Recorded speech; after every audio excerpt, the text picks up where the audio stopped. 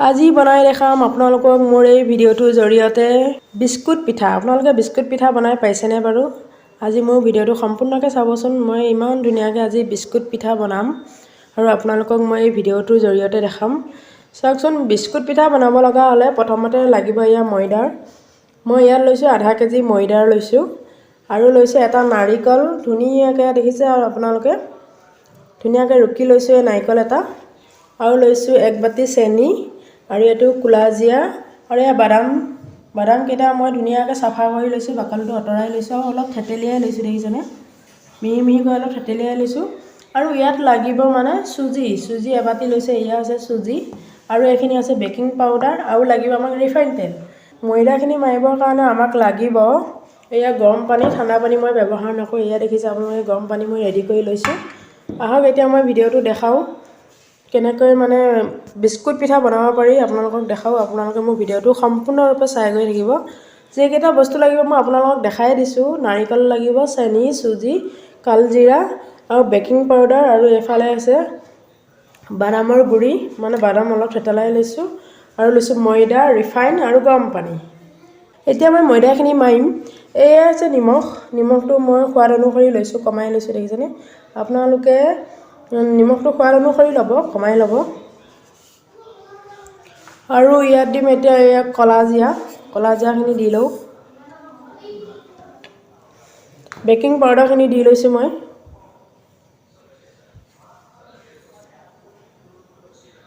এতিয়া মই এইখিনি ধুনীয়াকৈ হাতেৰে সানি লওঁ।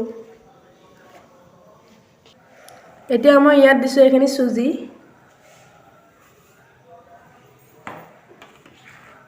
এইখিনি ভালদৰে সানি ল'ব লাগিব, মিহলিটো ভালদৰে হ'ব লাগিব।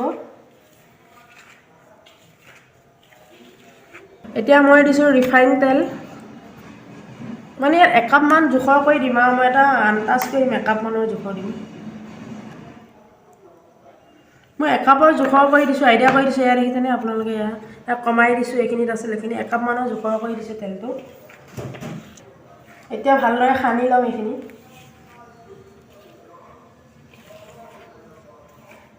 এতিয়া মই ইয়াতে নাৰিকলখিনি দি দিওঁ, নাৰিকলৰ গুড়িখিনি সানি লওঁ।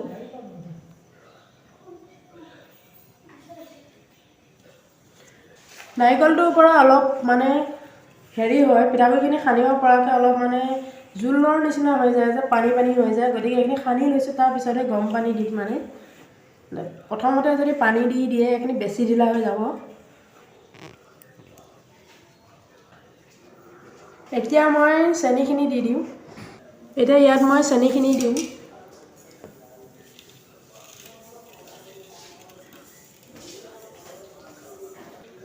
চেনিখিনি আপোনালোকে গুড়ি কৰি দিব পাৰে, মই গুড়ি কৰি লোৱা নাই, এনেকৈয়ে দি দিছোঁ। আৰু ইয়াত মানে মই বাদামখিনিও দি লৈ পেলাই একেবাৰে সানি লওঁ আৰু বাদামৰ গুড়িখিনি দি দিছোঁ। এতিয়া মই ইয়াত অলপ পানী দিওঁ, কমাই দিওঁ, জোখ অনুসৰি দি আছোঁ। এতিয়া মই গৰম পানী ব্যৱহাৰ কৰিছোঁ। আপোনালোকে এবাৰতে গোটেইবোৰ পানী দি নল'ব, চাই মাৰি মানে এইটো আপোনালোকে হাতেৰে এনেকৈ মিহলাইহে পানীটো দিব। একেবাৰতে বেছি পানী দি দিলে আকৌ বেছি হৈ যাব। এয়া মোৰ ময়দাখিনি মাৰি হৈ গৈছে, মিক্সটো ধুনীয়া হৈছে। দেখিছেনে? বহুত ধুনীয়া কোমল হৈছে। এয়া মানে ময়দাখিনি ধুনীয়াকৈ মিলি গৈছে। ময়দাৰ লগত কালজিৰা, বাদাম, চেনি এইবিলাক চব ধুনীয়াকৈ মিলি গৈছে। এইখিনি মাৰি হৈ গৈছে আৰু মই এতিয়া তেল গৰম কৰি এইখিনি বনাম। এয়া ময়দাৰ সংমিশ্ৰণটো ধুনীয়াকৈ মিক্স হৈ গৈছে।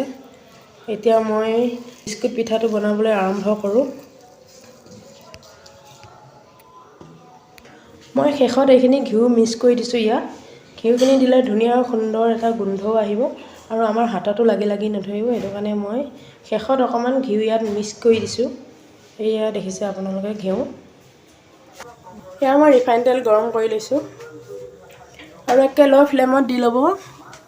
এয়া মই ল' ফ্লেমত দি লৈছোঁ।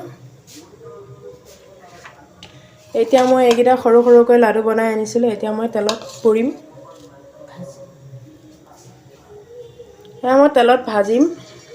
এয়া আমাৰ মাঘৰ বিহুৰ প্ৰস্তুতি চলাই আছোঁ।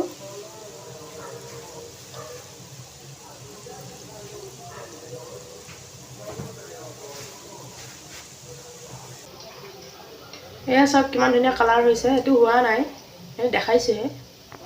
এয়া মোৰ বিস্কুট পিঠা প্ৰায় হওঁ হওঁ অৱস্থাত আছে, চাওকচোন কিমান ধুনীয়া হৈছে, দেখিবলৈ কিমান ধুনীয়া কালাৰ হৈছে। আপোনালোকে মিঠৈ দি বনাব পাৰে, মই ইয়াত চেনি ব্যৱহাৰ কৰিছোঁ। কালাৰটো বৰ ধুনীয়া কালাৰ হৈছে। এয়া মোৰ পিঠা হৈ গ'ল, বিস্কুট পিঠা।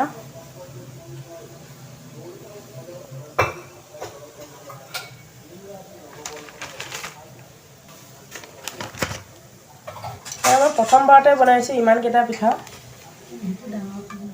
কেৰাহীটো ডাঙৰ কাৰণে সৰহ কৰি বনোৱা হৈছে মোৰ। দেখিবলৈ কেনেকুৱা লাগিছে আপোনালোকে জনাবচোন।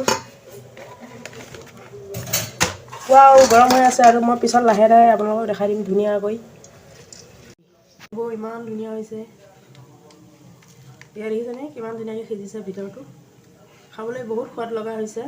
আপোনালোকেও এনেদৰে ঘৰতে বনাই খাই চাবচোন।